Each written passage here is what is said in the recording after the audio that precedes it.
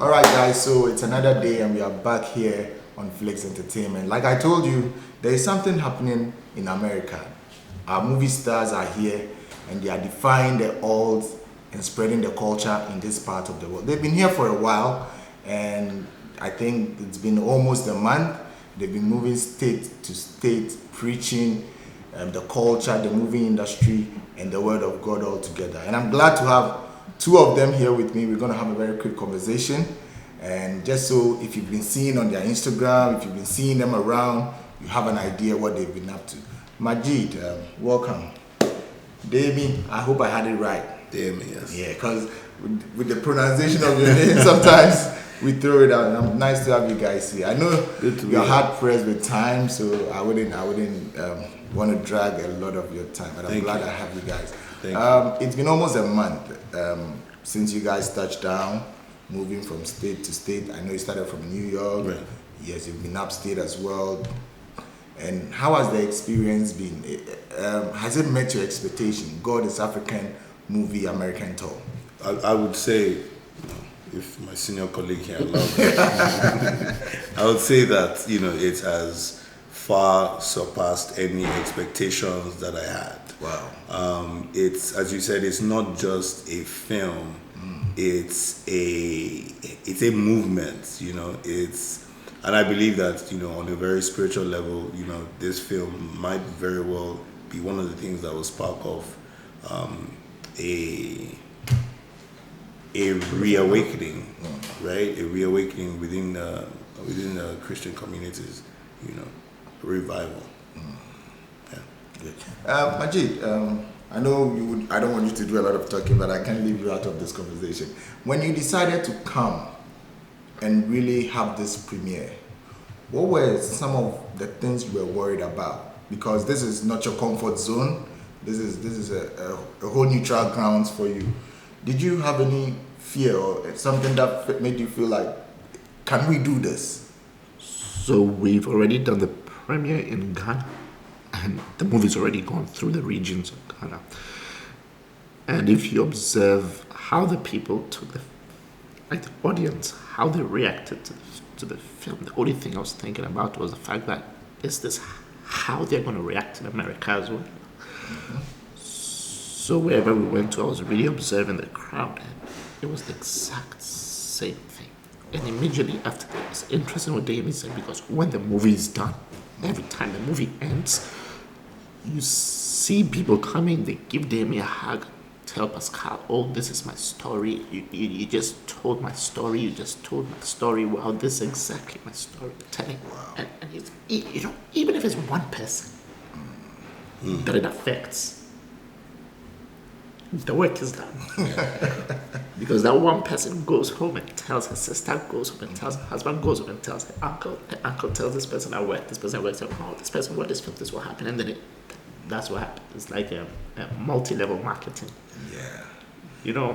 So the impact is very, very, very, very, we are amazed at what the film is doing to people, really. Wow. Yeah.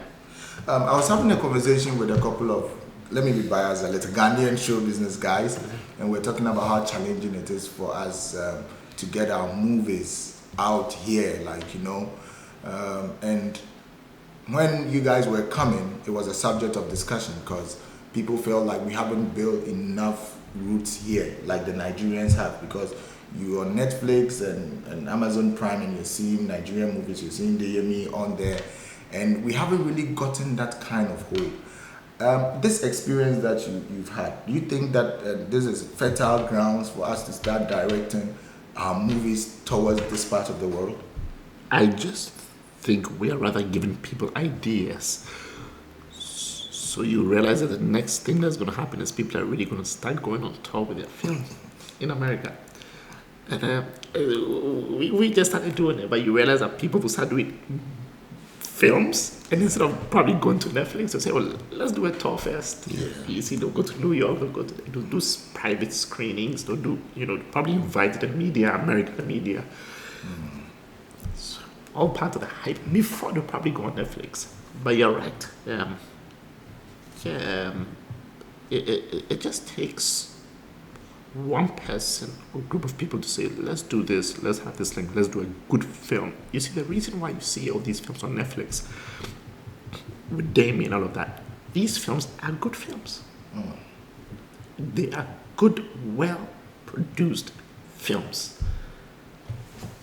Heavy productions, great directing, great acting, great editing, great sound. You can't just put it anywhere else.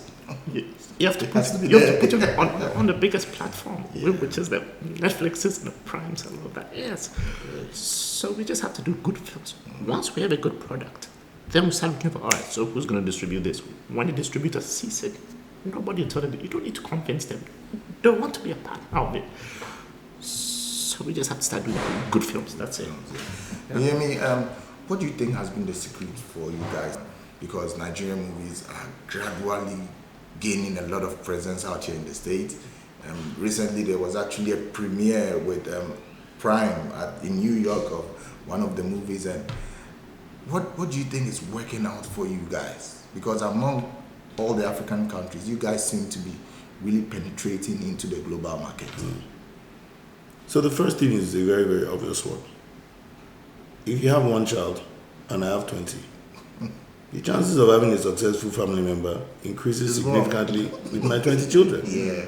We're 200 million Nigerians. Crazy You numbers. understand? Yeah. And the struggle is real. So people are thinking hard how to win in a... It's like few resources, a lot of people have exactly. to, Exactly. So our brain works differently. And so I think that's to the second part is that we are very, very aware, and very competitive people. So, and I don't mean competitive in the sense of trying to drag each other down. We look at what's best in the world and we actually try to emulate that, regardless of the fact that we don't have resources. Our entire film industry was built on smoke and mirrors, was built on nothing, And it was, yes, you can criticize us because what we were really doing was we were selling commodity over art, but at least we started something, and it's grown. You see, again, people have criticized our industry so much. What they've not seen is that these guys made something out of nothing. And then from there, you start to build. And now today, we're on Netflix. Now today, we're on, Prime. People are now hailing us, and I'm like, but wait a minute.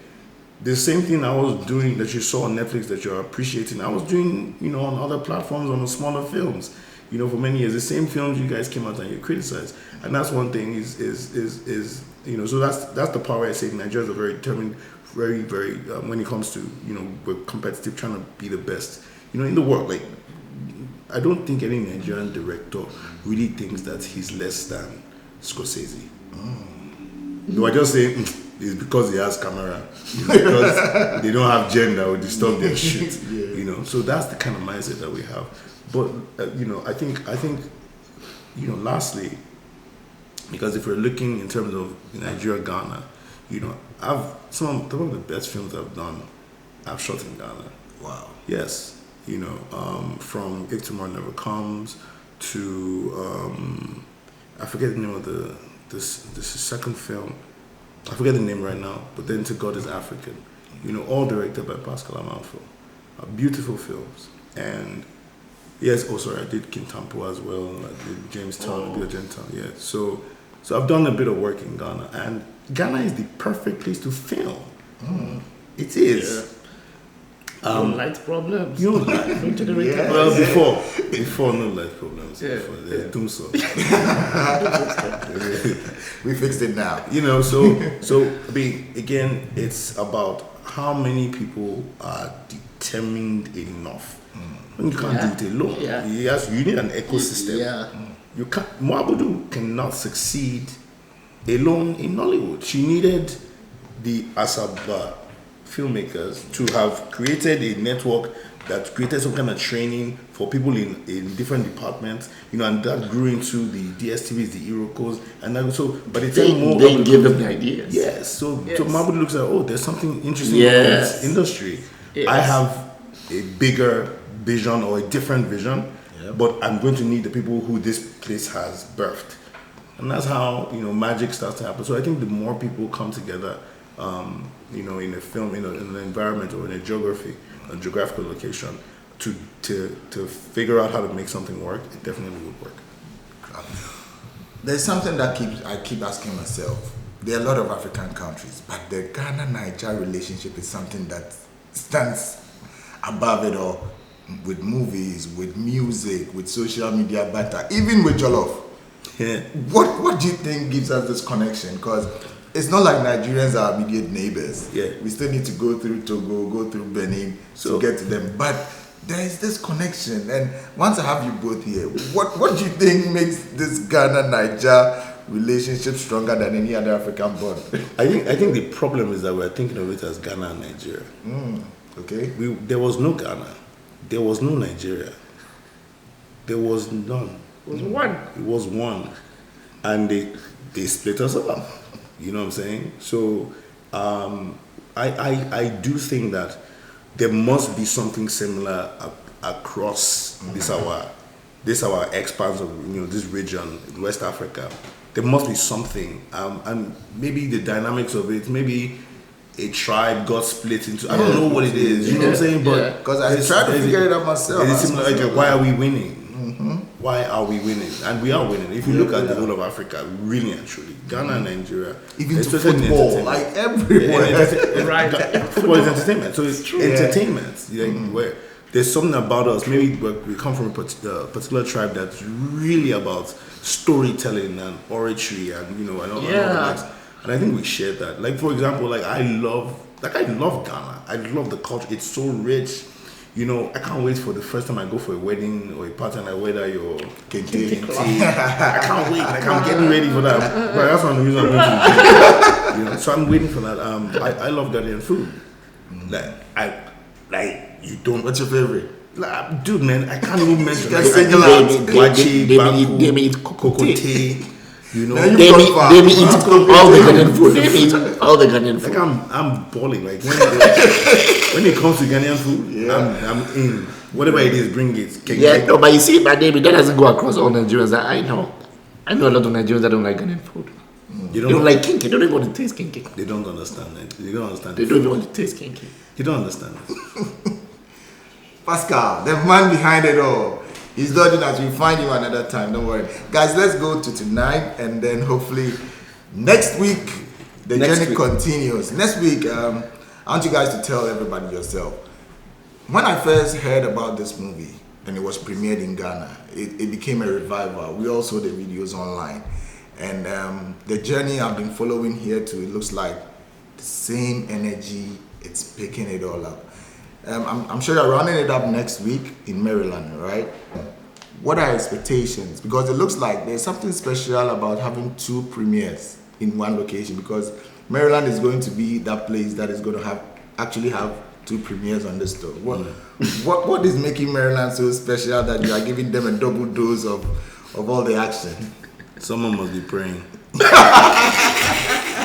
Because that's the only way these things happen. Somebody must be really needing to see this film, or a bunch of people need to see this film. So they miss it. They don't make it because of work, because of something. They don't make it the next day. They don't want to miss it. They will not miss it. Yeah. So before we go, a message to everybody who is listening to you, especially people in Maryland who are expecting you guys tomorrow and next weekend. We have a great product. You can call whoever has seen this film in different states and they'll tell you, you are the reason we did it. We didn't do it for ourselves. You are the reason we did this film, and we're bringing it to you to see it. It's just $30, I think, for single and double. Couple is $50. Very, very great. This is how all films should be, where at the end of the day, you experience something. You realize something. There's a realization that awakens you to, so I can actually do this. And then it resets you, and then only if you don't forget, you'll be winning. You'll be winning. It's about faith, belief, pistis, belief. So you really need to see it. It's like we just brought the whole book into it. So instead of reading the whole book, come watch the movie. Next experience. Deyemi, before you go, your last words to people in Maryland and everybody who is watching us. Hey, look, guys, if you are really looking for an experience, like we're not just talking watching a movie, you really want to experience something truly unique, something that's truly special, then you have to come out and see God is African. It's not by chance that some of Ghana's, Nigeria's, in fact Africa's finest actors are in one film, and it's a faith-based film. What are the odds? And the whole world is talking about it. You know, there's something there, and I'm certain that there's something there for you. So come out. I can't wait to meet you guys. We can't wait to meet you guys. Yeah. Alright, so before I go, guys, I want to thank these fantastic guys. I know I jumped on them in last minute and they still pulled up for me. Thank you guys so much. I appreciate it. And I have just one last appeal. Beyond America, I want to see you guys take this movie to other continents. Share the story Australia. with them. Australia. Give them the experience to Australia. Yeah, because I have somebody in Ohio who called me after your audition and said, after the premiere, and said, look, I cried like a baby. Yeah. I let so many things out that night, and when I went home, I felt relieved. I felt Wow, that's beautiful. Yes, and she told me she doesn't remember the last time she shed a tear. She's actually been holding up everything, trying to put by that day after the premiere, and it tells you the work and the message you guys are spreading to the world. And I want to see you guys take this beyond America, go to other continents, and continue to spread the word. Thank you very much. Thank you. Thank you. Guys, thank you so much. I appreciate this. No,